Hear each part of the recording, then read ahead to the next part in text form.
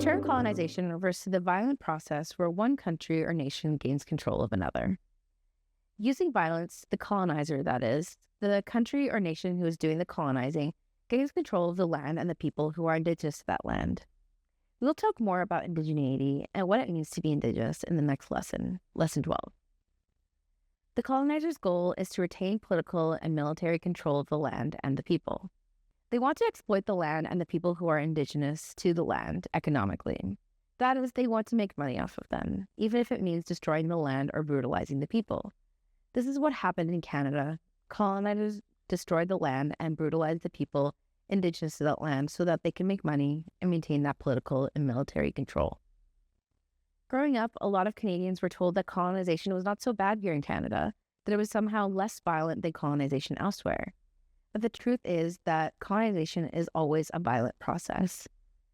Today, Canada is what we call a settler colonial state. Settler colonialism is when colonizers decide to settle on the land they have colonized, that is, to permanently occupy the land. Canada is a settler colonial state because the Europeans who colonized these lands never went back home to Europe. They stayed. Staying meant continued control of the land and the people indigenous to the land. And that is why it is so appealing to so many people. So colonization, also sometimes called colonialism, never went away. It stayed. It did not stop or end, quote unquote. Colonization is ongoing and it lives on. When we talk about colonization in EDI, we are talking about the fact that colonization still has a tremendous impact on the lives of those who are indigenous to the land. This includes their professional lives. Colonization is why unemployment rate for Indigenous persons in Canada is higher than the unemployment rate for non-Indigenous persons. In 2023, it was almost 9% for the Indigenous population, but only 5% for non-Indigenous populations. Colonization also explains the pay gap between Indigenous and non-Indigenous persons in Canada. Consider this chart from Statistics Canada. In 2020, during the height of the COVID-19 pandemic, the median income of non-Indigenous persons in Canada was just over $50,000. For those who identify as Métis, it was around $49,000. For those who identify as Inuit, it was $43,000. For those with Indian status living off reserve, it was also $43,000. And for non-status Indians, it was $42,000. But for status Indians living on reserve, it was $10,000 less at $32,000. There are a lot of harmful biases and stereotypes around Indigenous peoples in Canada, and these stereotypes often follow them into the workplace too. For example, a joke, quote unquote, about spirit animals, reinforcing stereotypes that portray Indigenous cultures and customs as less legitimate than European ones. Or an offhand comment about the quote unquote laziness of an Indigenous employee, reinforcing stereotypes that portray Indigenous people as less hardworking than people with a European ancestry. These and other stereotypes were once used to quote unquote justify colonization and violence against Indigenous peoples in Canada. In the workplace, colonization is prioritizing European perspectives and points of view.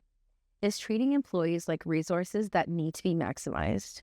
It is hierarchy and unequal distribution of power. It is a false sense of urgency. It is a disregard for the land that we are on and the people or peoples who are indigenous to that land. We will talk more about these things in Module 4, which includes a video on dismantling professionalism. For now, though, the main takeaway is that colonization is never over. It never ended. It still has a big impact on Indigenous peoples in Canada and their ability to succeed in the workplace. Let's talk a little bit about the other Jedi Hub lenses, specifically racialized newcomer status. All newcomers, racialized or not, have a responsibility to learn about the colonization in Canada because unless you're Indigenous to these lands, you are a settler. You are part of settler colonialism.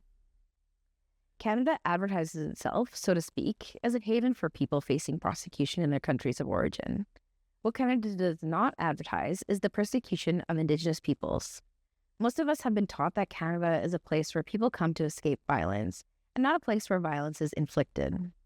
This narrative can make it hard to reckon with the reality of colonization. So, I encourage you to be gentle with yourself as you learn about colonization. And remember, two things can be true at once. We can be grateful and angry. Grateful for the rights and opportunities that Canada might afford us, and angry about the ongoing mistreatment of Indigenous people. Thanks for watching, and if you would like to learn more about colonization, check out the PDF included in this lesson.